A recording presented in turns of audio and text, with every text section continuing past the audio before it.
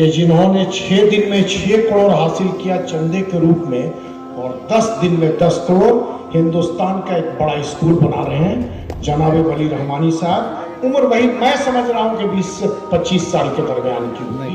اٹھ کے پھر ذرہ سینہ کو دے پیغام عمل، وادی دور کو پھر شعلہ بدامہ کر دے، اور چال وہ چل کے لرز جائے زمیں کا دل بھی، بات وہ کر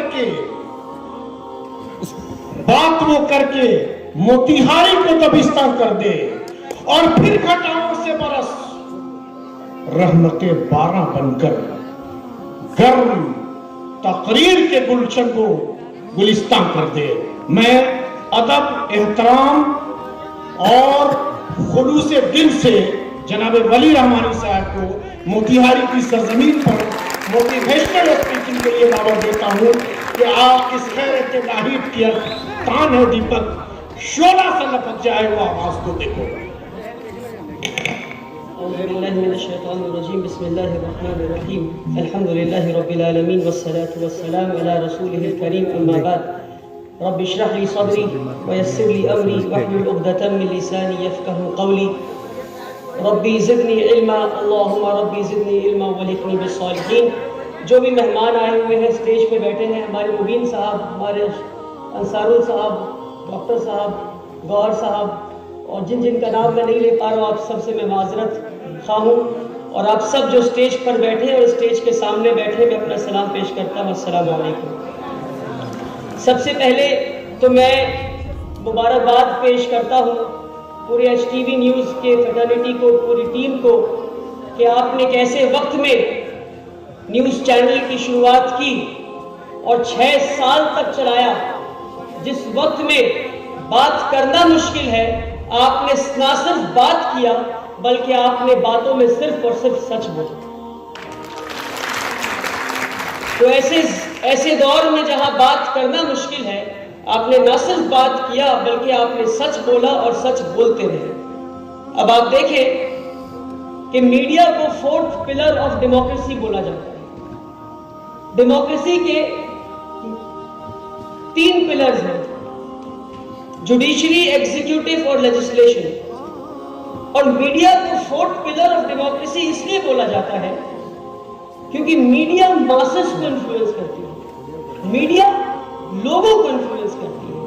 اور آج ہم سب یہ دیکھ رہے ہیں، نہ صرف لیجسلیشن بلکہ جوڈیشری بھی اور ایگزیکیوٹیو بھی وہی کر رہی ہے جو میجورٹی چاہتی ہے، جو ماسز چاہتی ہے، جو ملک کی اکثریت لوگ چاہتے ہیں.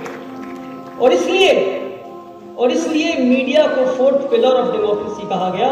اور یہ کہا گیا کہ اگر یہ پلر ٹوٹ جائے تو پھر سمجھو کہ ڈیموکریسی دھسنے والی ہے.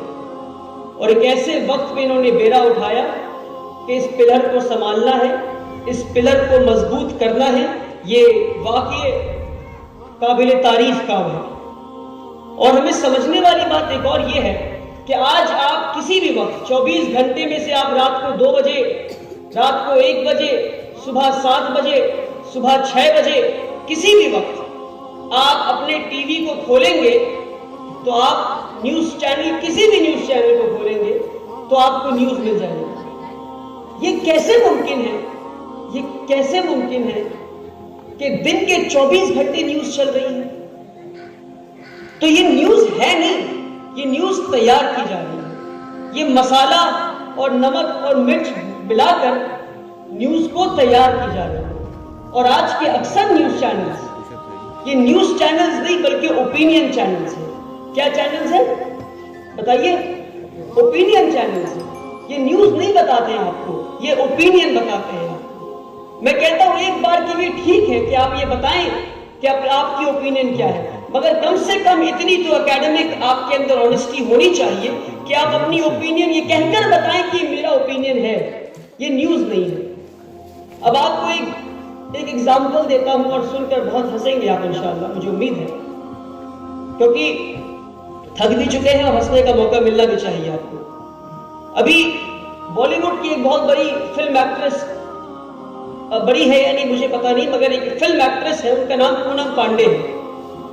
انہوں نے اپنے انسٹاگرام پر خود ہی لکھا کہ پونم پانڈے مر چکی ہے. کیا لکھا؟ پونم پانڈے مر چکی ہے. اس ملک کے ہر ایک میڈیا چینل نے یہ نیوز چلائی کہ پونم پانڈے مر چکی ہے. یہ اس ملک کے سب سے بڑے میڈیا چینل کا حال ہے کہ ایک صاحب خود لکھتے ہیں کہ میں مر چکا ہوں، اور سارے میڈیا چینل، کن کن کا نام لیں گے آپ، سارے کے سارے میڈیا چینل یہ نیوز چلاتے ہیں 24 گھنٹے تک کہ فلاں صاحبہ مر چکی ہے. پھر وہ فلاں صاحبہ اگلے دن لکھتی ہے کہ میں زندہ ہوں، تو پھر 24 گھنٹہ نیوز چلاتے ہیں کہ فلاں صاحبہ زندہ ہے. یعنی اس سے ہمیں سمجھ میں یہ آتا ہے کہ اگر چور یہ لکھ دے کہ میں چور نہیں ہوں، تو نیوز چینل بولیں گے اس نے کہا ہے کہ چور نہیں ہے تو یہ چور نہیں ہے. اور ایماندار آدمی کہہ دے کہ میں چور ہوں کسی دباؤ میں آ کر، کسی کے ڈر سے، تو میڈیا چینل یہ کہیں گے کہ اس نے کہا ہے یہ چور ہے تو یہ چور ہے. تو یعنی میڈیا کی جو ذمہ داری تھی کہ وہ تحقیق کرے، وہ ریسرچ کرے، وہ گراؤنڈ رپورٹنگ کرے، وہ آج نہیں ہو رہا ہے. افسوس کی بات ہے، بہت افسوس کی بات ہے. آپ قرآن پاک اٹھا کر دیکھیں، قرآن شریف کتنی آیتیں ایسی آئی ہیں کہ سچ بولو، سچ بولو، سچ بولو. رسول اللہ صلی اللہ علیہ وسلم کی اس بات کو یاد کریں آپ کہ انہوں نے کیا کہا کہ ایک مسلمان ہر گناہ کر سکتا ہے مگر وہ جھوٹ نہیں بول سکتا. تو ایسے وقت میں جہاں ہر جگہ جھوٹ ہی جھوٹ ہے، جہاں ہر جگہ جھوٹ ہی جھوٹ ہے، کچھ لوگ اٹھتے ہیں اور کہتے ہیں کہ ہم سچ بولنے کا بیڑا اٹھائیں گے. تو کیا ہم کو ان کی حوصلہ افزائی نہیں کرنی چاہیے کہ رسول اللہ صلی اللہ علیہ وسلم کی اس بات کو یاد کریں کہ انہوں نے کیا کہا کہ سب سے بڑا جہاد وہ ہے کہ آپ ظالم بادشاہ کے سامنے کھڑے ہو کر آپ کہیں کہ تم ظالم ہو. کہ کچھ لوگ کھڑے ہوتے ہیں آپ کے متحاری سے اور کہتے ہیں کہ ہم یہ بیڑا اٹھائیں گے کہ جو معاشرے میں، سوسائٹی میں ظالم لوگ ہیں، جو لوگ ظلم کر رہے ہیں، ہم کھڑے ہو کر اپنے چینل کے ذریعے بتائیں گے. کل تک ہندی میں بتاتے تھے، اب اردو میں بھی بتائیں گے کہ تم ظالم ہو. الحمدللہ. تو کیا یہ مبارک کے حقدار نہیں؟ کیا یہ اس بات کے حقدار نہیں کہ ہم سب ان کے ساتھ کاندھے سے کاندھا جوڑ کر، قدم سے قدم ملا کر ان کا ساتھ دیں انشاءاللہ؟ یہ بے حد مبارکباد کے حقدار ہے. ایک بہت ہی عجیب و غریب بات ہے، کیونکہ سمجھنے اور اس بات پہ اپنی بات کو، میں کتنا وقت ہے میرے پاس، اور 2-3 منٹ بات کر سکتا ہوں؟ اجازت آپ لوگوں کی تو نہیں، آدھے گھنٹے تو نہیں ماشاءاللہ، میں خود بھی تھک نہیں. چلیے ٹھیک ہے، 2-3 منٹ اور بات کرتا ہوں. سمجھنے والی بات ہے وہ یہ ہے کہ کیونکہ میں اکثر لوگ یہاں مسلمان بیٹھے ہیں اور ہمارے کچھ نان مسلم بھائی بھی بیٹھے ہیں، الگ الگ دھرم سے لوگ بیٹھے ہیں، مگر مجھے افسوس کے ساتھ یہ بات بتانا پڑ رہا ہے کہ آج اس ملک میں اکثریت مسلمان ہوپلیس ہو گیا ہے، مسلمان ڈر گیا ہے.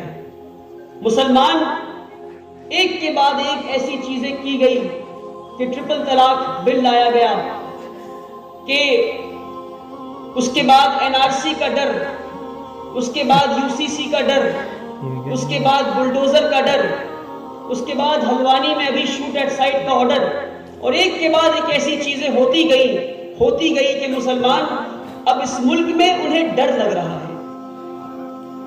رہا ہے. تو افسوس کی بات ہے کہ ڈر لگ رہا ہے، کیونکہ ناامیدی کفر ہے، ناامیدی کفر ہے.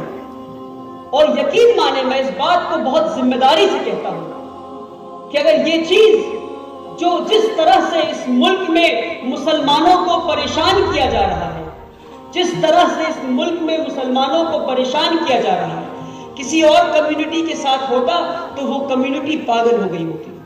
واحد ایک ایسی چیز ہے جو اس کمیونٹی کو بچا کر رکھی ہے، which has led the sanity of this community، کہ اس مسلمانوں کی سینٹی جو ہے برقرار رہے، وہ اس بات کی وجہ سے ہے کہ ہمیں یہ معلوم ہے، اور دل تھام کے آپ اس بات کو سنیں کہ ہمیں یہ معلوم ہے that death is not the end for us، کہ موت ہمارے لیے اینڈ نہیں ہے، بلکہ وہ ہمارے لیے شروعات ہے.